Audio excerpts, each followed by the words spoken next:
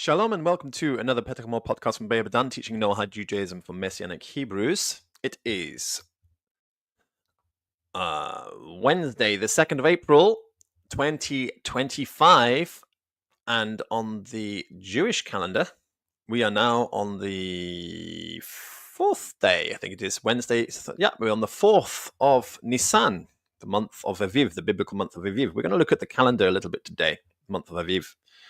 That's what we're looking at. And we want to talk about some of the things which are coming up. So let's get right to the right month, first of all. There's April. That's where we are, April 2025. And it started just a few days ago. It's the 3rd. You see, it's got the date here, the 4th of Nisan. Yesterday was the 3rd, Monday was the 2nd, and Sunday was the 1st of Nisan, the first day of this month of Nisan, which is also Mothering Sunday in Europe, Mother's Day for Europe. In the United States of America, it's not the case. That's because they lost connection with this. But Mothering Sunday has an important, significant meaning. It's the day that they celebrate and remember the time of the Annunciation of Jesus to Mary in, where was she? She was in Nazareth at the time when the Annunciation happened. And that is the origin of the Mother's Day, actually. It's the day that you remember not just the Annunciation, but it's also when you give women a special Sabbath. And why do they do that? Because in Judaism, we have these monthly holidays called Rosh Chodeshim. And actually, ironically enough, this day itself is called Rosh Chodeshim, which means the first of all the months. But the Rosh Chodeshim means the first, it's taken on the meaning in Judaism of being the first day of each month, although this is the biblical Rosh Chodeshim. And on the first day of each month, we have a special Sabbath for women. It's like a semi-Sabbath so that women can enjoy a rest. And that's interesting that was taken over into Christian faith by the church when they had, obviously it must have been early Christians, when they had Mothering Sunday. And they gave the idea that, give your mothers a break and let them have a special rest on this day. It comes from Judaism. And so it's related to always in the church, whenever you have Mothering Sunday, European Mothering Sunday, if you're American, you're going to have to try and tune into that and find out when the European Mothering Sunday is if you want to have a little bit more, Hebrew roots of your faith. Tuning into the Mothering Sunday and understanding that is going to always help you remember, this is the 1st of Aviv. This is the first day of the first of the month, of the first month according to the Jewish calendar. The first day of the first month. Not to be confused with Rosh Hashanah, which is usually called Jewish New Year, which is celebrated in September, just because, Jews like to be odd and peculiar and different. So we celebrate our New Year halfway through the year. But this is the first day of the first month. And the 1st of Nisan is the first day of the first month, the 1st of Aviv, biblical Aviv, and it is the beginning of the year. So whenever Mothering Sunday comes along, you say, oh yes, this is Mothering Sunday is the church equivalent of the first day of the first month. The first day, the second day, on Monday, Tuesday, the 3rd, 4th, 5th, 6th, 7th, 8th day is next Sunday. And this week, 8th, 9th, 10th, 11th, 12th, 13th, which is coming up next week, is an important day for preparation to get really ready now for having your Feast of Unleavened Bread, which is something which Noahides must observe. Noahides absolutely must keep the Feast of Unleavened Bread. You mustn't have any leaven in your houses, any chametz in your houses at that time. You can avoid all the ceremonial laws you like, but you are required to keep holy the Sabbaths. And this Sabbath is a Sabbath which has a specific rule of having no chametz in your houses, the Sabbath which is coming up on the 15th of Nisan. And that week until the second Sabbath, you're supposed to have no chametz in your houses. So those two Sabbaths cannot be observed if you have got chametz in your houses. And of course, Messianic Noahides must observe Sabbath. So the specific rule of having no chametz in your house is the only thing that Noahides have to be concerned about in order to observe that special time of the year. And there is no other specific observance for Noahides except to have no chametz in your houses. So chametz are things which are made out of yeast. Okay, made with yeast. So if you have something which is made with yeast, you're not allowed to have it. Are you allowed to have yeast itself? It's an interesting question. Well, let's say put it outside in the fridge outside or something like that, or a special cold box outside for the week, and then you'll be certain that you don't have to have, you're not going to be like breaching anything. So think about what's made with yeast and stick it outside. Now, no, don't have to go down a sort of a Jewish halakhic interpretation of what exactly yeast is. Just take it very simply. If it says it's got yeast in it, it's got yeast in it. If it hasn't got yeast in it, it hasn't got yeast in it.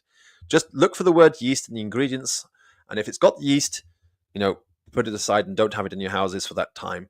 And if it doesn't have yeast, consider it okay. Don't worry about halakhic interpretation from the Jewish perspective of what we consider to be yeast for ourselves. Remember, you're not supposed to do what we do. You're not supposed to copy us in our ways, which are very peculiar. You're only supposed to do as we tell you to do. So be good Noahides. Noahides who believe in the revelation of Mount Sinai are the ones who get guaranteed a place in the world to come. The revelation of Mount Sinai says, keep holy the Sabbath day. The rest is pretty self-explanatory. You understand what you have to do. The Bible makes it very clear that the stranger amongst you, that is the ger, the Noahide amongst you, is not allowed to have any yeast in their houses. So, make sure you get ready for that. So this is the time to start thinking about, all right, we've got to plan our meals next week, make sure we've eaten up all of our yeasty products before the Feast of Unleavened Bread begins on the 13th of April this year, which is the 15th of Nisan. So we've got to get rid of all the yeast before that time. And it's also a double Sabbath. You have a Saturday Sabbath, which is your regular Saturday Sabbath, and on the Sunday, you've got another Sabbath. Now, the second Pesach is also a Sabbath for Orthodox Jews, but again, you don't have to do everything that we're doing.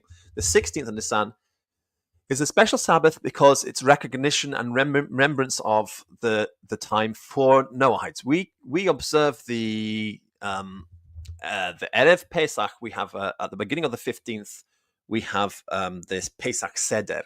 And at the end of the 15th, we have a very, very special and long Havdalah, which basically is a kind of another Seder. And this Seder, which happens at the end of the 15th, the beginning of the 16th of Nisan, is a Seder which is for non-Jews to come in and join in. The Seder, which is at the beginning of the 15th, on the border of the 14th and the 15th, is only for Jews alone, circumcised Jews. And if you're not circumcised, you can't join in. Don't go and invite yourself, if you have Jewish friends, on that time. If they're having a second Pesach Seder on the evening on the 15th and the 16th, they might invite you, and that's okay. You can go along. That one is specifically for Noahides to enjoy, okay? And it's basically a Havdalah for the first one. They may have a Havdalah of Bein Kodesh LeChodesh, and that's okay for you to enjoy. Always remember the second days of each holiday are specifically for Noahides. That day is a day that Jesus was arrested, so it's a solemn day. The 16th of Nisan is a solemn day. It's the day that Jesus was arrested. And then you've got the Sabbath at the end of the week on the 19th. Of April this year is the 21st of Nisan. This is the Holy Saturday, the special Sabbath. The disciples had to get Jesus in the tomb before the Sabbath began on the Friday night because it was going to be a special Sabbath, and they were on preparation day. Jesus was crucified on preparation day, the 20th of Nisan, and they had to make sure it was all finished before the special Sabbath begins.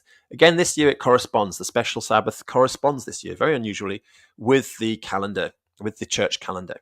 So, the special Sabbath is that day, and at the end of the special Sabbath you have a Havdalah, and the 22nd of Nisan is also a special holiday, again especially for Noahides. This is basically Easter Sunday. You've got your special Easter Sunday, the 22nd of Nisan is a special day for you. Okay, so you've got your special events coming up.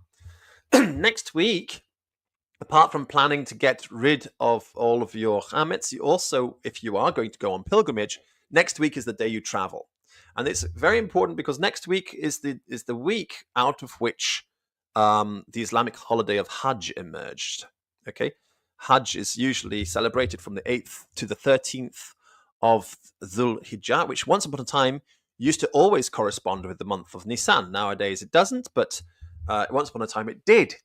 Dhul Hijjah is the month of Nisan.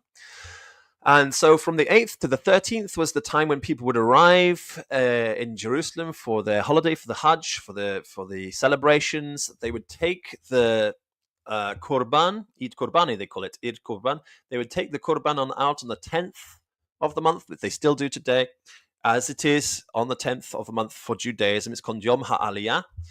Secular people like to say that Yom HaAliyah is something to do with like the feast for celebrating Aliyah, because the children of Israel arrived in the land of Israel on Yom HaAliyah. It's Yom HaAliyah is always on the 10th of Nisan every year. It's a movable feast. It's always tied to the Hebrew calendar, the Jewish calendar, not the secular calendar. But for Judaism, Yom HaAliyah is the day you would take the lamb or the goat out of your flocks for to prepare it for the Passover offering, and you would keep it and look after it and fatten it up and make sure it's all very, very happy and content for the last 3 days of its life, or 4 days of life, from the 10th, 11th, 12th, and 13th. And after, when the sun set on the 13th, you would slaughter it, and that's actually where the feast, or the Islamic tradition of the Eid Qurbani comes from. Although Muslims have turned the Eid Qurbani from a time when the animal is supposed to be looked after for that time into a kind of a 4 days of slaughtering, which is pretty sad. But then, nothing's perfect. People always make mistakes and mess things up, and that's how religions get corrupted and changed over time. But it was supposed to be that you're looking after the animal for those days, and you slaughter at the end of that time for the Passover offering. And you're only allowed to do that, of course, if you are circumcised. And if you're not circumcised, you're not allowed to do that. You have a different lamb if you're circumcised. You've got actually the Passover lamb itself. This is just the lamb for preparation of Passover. But the Passover lamb itself is the one who went through this week and suffered all the way through this week. That is, of course, Jesus of Nazareth. This is the week of his Passion Week, they can call it if you want. Holy Week is the way it's been called. And these are the days, the 16th, 17th, 18th, 19th, and 20th of Nisan, the days that Jesus of Nazareth was actually arrested and taken to the house of Ananias, and taken to the house of Caiaphas, and then taken to Pilate's palace, the Praetorium, and then taken from Pilate to Herod's place, and then taken back from Herod's place to Pilate again. And then Pilate tried to wash his hands of the situation, had him scourged. They still weren't going to be happy if he let Jesus go. So then in the end, finally on the Friday, he had him crucified. But he's going back and forth all the way through this week. Those are the events which take place. I think you're going to have to wake up and realize that despite the church tradition that all of those events took place in 3 hours between 6 o'clock in the morning and 9 a.m., you're going to have to accept that that's really impossible. If you visit Jerusalem, just realize that this is not the reality of the situation. Going back and forth from here to there, arranging appointments, waiting for people to arrive. They've got other things going on. They're not just sitting around all day waiting for you to arrive with your specific issue. They've got a lot of stuff on their plate, and you're going to be lucky if you can get the appointment the next day. You're going to be very lucky. I'm extremely lucky if you get the appointment the next day. So you've got to accept that these things were taking days to go through. This trial was a few days, even though it was rushed. This was a rushed trial. It took a few days. They were going back and forth. It was during what we call Kol HaMoed. You're allowed to do a basic amount of work at that time. The Sabbath was at the end and the Sabbath at the beginning. By doing it during the Kol HaMoed, most people are going to be unaware that it's happening, because most people are going to be on the holiday and they're not going to be paying attention to such things. But if you knew that the trial was happening, then you would be involved. But otherwise, most people are not going to be aware of this. It's not illegal to have trials and do some kind of work during Kol HaMoed, as long as you've already committed to doing that work before the Yom Tov began, before the Passover holiday began. So they did commit to that. They did said, okay, they're going to seek. It says specifically in the Gospels, they sought for a time where they could arrest him. So they started off, and they decided to arrest him after he had celebrated the first day of Pesach with his disciples, and after he finished Havdalah, he went up to the Mount of Olives, and they arrested him, and they put him on trial throughout that week. But the vast majority of people are going to be celebrating the feast at that time, and they'd be wondering, where's Jesus? Is he going to appear? And then suddenly he appears, but not the way they thought it was going to happen. So really only the enemies of Jesus were involved in this Kol HaMoed trial and execution. But the rest of them were not really involved in that. Okay, so that's all we've got to say. Just be aware, be prepared. The time is coming. Got to make sure that you get your chametz out of your house on time.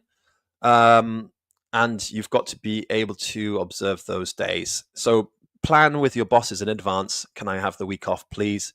It's my special Holy Week. You don't have to have the whole week off, but do make sure that you're not working on the Sunday and the Saturday at the very least. And if you can take the whole week off, I would recommend do so that you can actually do the journey by reading through all the passages which are relevant to Jesus's passion. Mel Gibson's movie really fails in this regard because it makes it look like it all happened in a rush night, but that's because Mel Gibson belongs to a sect which believes that. And it's not right that people are starting to believe that because of the movie, okay, or how many movies which have been pushed out like that. It didn't take place in one night. It didn't take place in one morning. It took place over 4 days. That's the reality of the situation. You're going to have to come to terms with this. All right, then. Hope you've enjoyed the show. God bless you all. Take care. And shalom. And there's a shalom from Israel at Kahel of Ein Sof there. Thank you very much to you too. God bless. Take care. And I'll speak to you later in the week. God bless. Take care. Bye-bye.